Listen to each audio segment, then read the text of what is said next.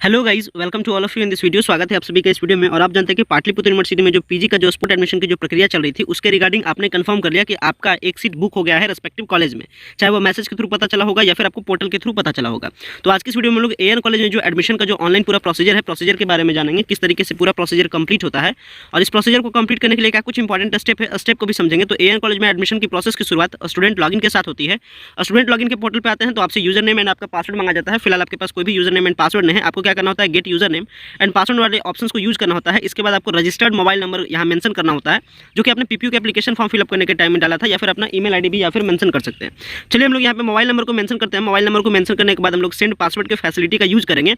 इसके बाद registered mobile number पर एक जो यूजर आईडी एंड पासवर्ड है वो पासवर्ड भेजा जाता है। यहाँ पे देखिए मेंशन किया गया है, user name and password Saint on registered mobile number. हम लोग रजिस्टर्ड मोबाइल नंबर पे जो यूजर नेम एंड पासवर्ड आया है उसको फिलअप करके हम लोग आगे की ओर प्रोसीड करते हैं। यूजर नेम एंड पासवर्ड को मैंने फिलअप कर दिया है। यहाँ पे यूजर नेम एंड नीचे वाले सेक्शन में पासवर्ड, इसके बाद लॉगिन वाले बटन का यूज कर रहे हैं और लॉगिन सेक्शन का यूज करते हुए हम लोग लॉगिन होते हैं। लॉगिन करने के बाद यहाँ पे आपको राइट साइड में एएन कॉलेज पटना टॉप पे नाम दिख जाएगा, इधर लेफ्ट साइड में आपका नाम दिख जाएगा, आपका कोर्स दिख जाएगा, किस कोर्स में अलॉटमेंट है एंड प्लस रजिस्ट्रेशन का टाइमिंग ध्यान रखिएगा। एडमिशन का लास्ट डेट 23/3/2022 है, यानी जिनका भी स्पोर्ट एडमिशन में अलॉटमेंट हुआ है वो ध्यान रखेंगे, वो हर हालत में अपना एडमिशन का प्रोसीजर 23/3/2022 से पहले फिनिश कर लेना है, ताकि आपका स्पोर्ट एडमिशन में सही तरीके से नामांकन की पूरी प्रक्रिया समाप्त हो सके। अगर आप लास्ट डेट को क्रॉस करते हैं तो फिर आपका नामांकन होना डिफिकल्ट हो जाएगा, क्योंकि आपने बहुत ही मुश्किल से एक सीट को बुक किया है, यानी अपना अलॉटमेंट करवाया है स्पोर्ट एडमिशन की प्रक्रिया में। तो आपका किसी भी प्रकार का मिस्टेक नहीं होना चाहिए। और अगर कहीं भी आपको प्रॉब्लम होता है तो वीडियो में कमेंट्स कर सकते हैं, इंक्वायरी नंबर के जरिए से आप सपोर्ट भी पा सकते हैं।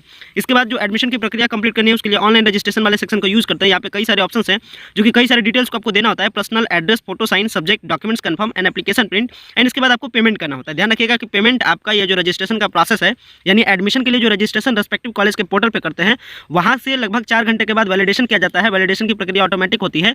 इसके बाद आपको पेमेंट का लिंक या फिर कह सकते हैं पेमेंट का मैसेज भी आपको मोबाइल के जरिए से इन्फॉर्म कर दिया जाता है। अभी हम लोग फिलहाल क्या करेंगे, पर्सनल डिटेल से शुरुआत करेंगे। पर्सनल डिटेल में जो भी सारे तमाम डिटेल्स मांगे जा रहे हैं हमसे, सारे डिटेल्स को फिलअप करते हैं। इस तरीके से एक टैब ओपन होता है जिसमें कुछ डिटेल्स ऑटोमेटिकली पहले से फिलअप होते हैं, कुछ डिटेल्स को आपको फिलअप करना होता है। ध्यान रखिएगा सारे डिटेल्स को सही तरीके से फिलअप करना है, क्योंकि करेक्शन करने की फैसिलिटी नहीं मिलती है बाद में। तो ये सारा पॉइंट पर आप इंपॉर्टेंट तरीके से ध्यान रखिएगा कि कुछ भी किसी भी प्रकार का मिस्टेक आपसे नहीं होना चाहिए। यहाँ पे कुछ डिटेल्स है, कास्ट कैटेगरी आपका है, जेंडर है। ध्यान रखिएगा जो भी स्टार मार्किंग है वो स्टार मार्किंग वाले आपको जो आपका कॉलम है वो कॉलम को फिल करना मैंडेटरी है, इसके बिना प्रोसीड नहीं होगा।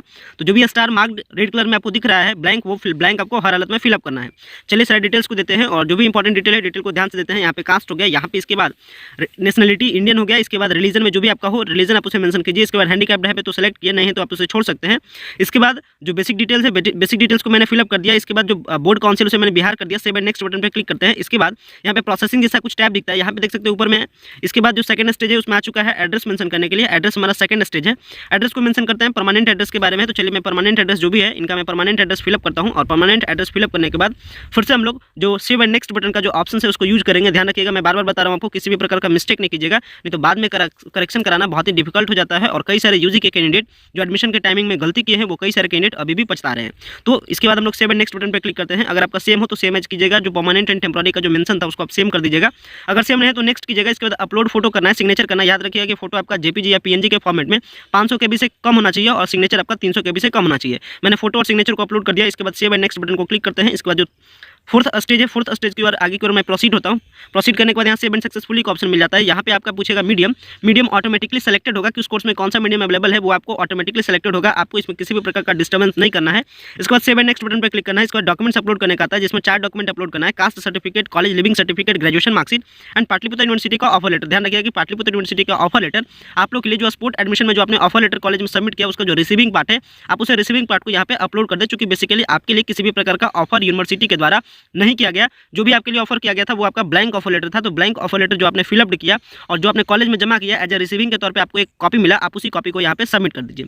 या फिर आप सिंपली जो आपका अगर मान लेते हैं कि अगर आपको रिसीविंग के तौर पे कुछ भी नहीं मिला तो भी आप यहाँ पे उसे मेंशन कर में जो आपका ब्लैंक ऑफर लेटर है आप उसको फिलअप कर दीजिए और फिलअप करने के बाद यहाँ पे अपलोड कर दिए। चलिए मैंने सारे डॉक्यूमेंट्स को अपलोड कर दिया। अपलोड करने के बाद यहाँ सेव एंड नेक्स्ट बटन का फिर से एक ऑप्शन है, इस ऑप्शन का यूज करें। सबसे पहले मैंने कास्ट सर्टिफिकेट, इसके बाद सीएलसी, इसके बाद मार्कशीट, इसके बाद लास्ट में पाटलिपुत्र यूनिवर्सिटी का जो ब्लैंक ऑफर लेटर था मैंने ब्लैंक ऑफर लेटर भी अपलोड कर दिया। इसके बाद सेव एंड नेक्स्ट बटन पर क्लिक करते हैं। प्रोसेसिंग होता है, एक ऑप्शन मिलता है यहाँ पे कि आपको एग्री है, यानी आपको टर्म्स एंड कंडीशंस को एक्सेप्ट करना है, मीन्स कहने का। इसके बाद आप किसी भी प्रकार का करेक्शन नहीं कर सकते हैं। तो अगर आपको किसी भी प्रकार का डाउट होता है आप उसे चेक कर लीजिए और इसके बाद यहाँ पे एडिट करके फिर से उसे ठीक कर दीजिए। तो क्योंकि ये बाद में करेक्शन नहीं होगा, ध्यान रखिएगा। मैं बार-बार बता रहा हूँ, एक बार कंफर्म हो जाएगा तो इसके बाद करेक्शन नहीं होगा। यहाँ पे देख सकते हैं पॉपअप आ चुका है, आर यू श्योर, मैंने कंफर्म कर दिया। यहाँ पे कांग्रेचुलेशंस का मैसेज आ चुका है, योर रजिस्ट्रेशन इज सक्सेसफुली, और यहाँ पे बता गया कि फी पेमेंट जो फर्दर प्रोसेस है वो आपको मैसेज के थ्रू इन्फॉर्म किया जाएगा।